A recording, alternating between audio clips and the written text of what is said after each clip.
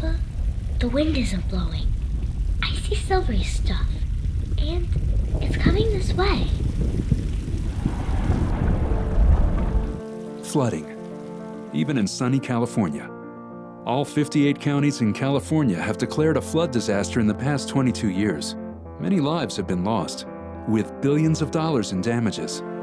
The fact is, the risk of catastrophic flooding in California is real. The results? Devastating. You can get lulled into a false sense of security thinking if you're in a drought, you're now no longer prone to flooding. The people who are at risk of flooding in Southern California, probably greater than half. Any given year, we can have a serious flood. When I got to Casita Springs, that wasn't one or two homes flooding. This was a whole community that was really suffering from severe flooding and debris damage coming through. Flooding could occur anywhere. We get microbursts in the climate here where we get an intense shower in a very local area which floods people and they're not even expecting it. There are several types of flooding which people don't understand. Most people think of coastal flooding. You got debris flows. You get the slow rise flooding. There's just so many types of flooding. Flash flood is a very fast moving, very dynamic event.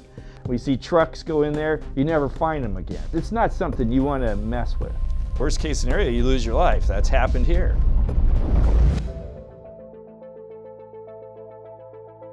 Alluvial fans are particularly a problem.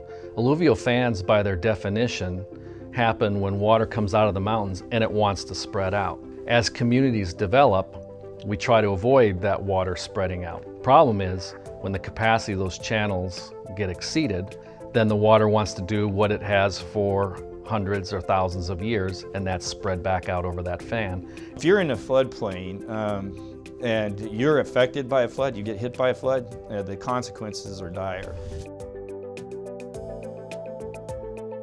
I've seen people who, they're not risk averse at all. They buy right at the toe of a dam. You know, they see the emergency spillway, it goes through their backyard. I think you have to weigh the risk versus the benefits of living in that area and trying to understand how secure it really is. If you are right on the ocean, looks appealing, but you're also putting yourself closer to the risk. A lot of property, you know, there's just so much pressure to develop floodplains now because of the large population in Southern California.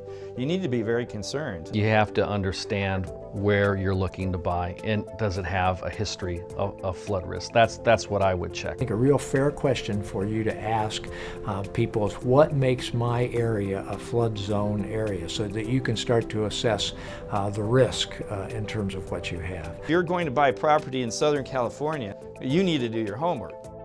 Find out what sort of risks you're facing are. Probably the best place to go, if you have one, is your local flood control district or watershed protection district in our case. If you don't have one, then you can actually go to the state, and the state can help you assess risks. And FEMA, of course, the FEMA website can help you assess risks. You could certainly consult with an engineer and have an engineer review the property and look back on history and see if there's been flood history. If you ever have it happen to you, I'll guarantee you'll wish you spent the few hours it would have taken to be cognizant and be prepared. We need to have all of the things that FEMA and other Red Cross have put out in terms of their emergency kit, you know, the family members all knowing how to communicate, where are we going to meet, what's the alternate meeting place, who's the alternate contact, all those normal things for any kind of disaster. It really ends up being a multi-level partnership. The federal government, the state government, and then local agencies like cities, counties, and flood control districts working together to minimize flood risk. But it comes down to individual responsibility as well. And that individual responsibility involves being informed, being educated, knowing where to go, what to do in a flood event, and if you need flood insurance, that you have that to protect your investment and your family.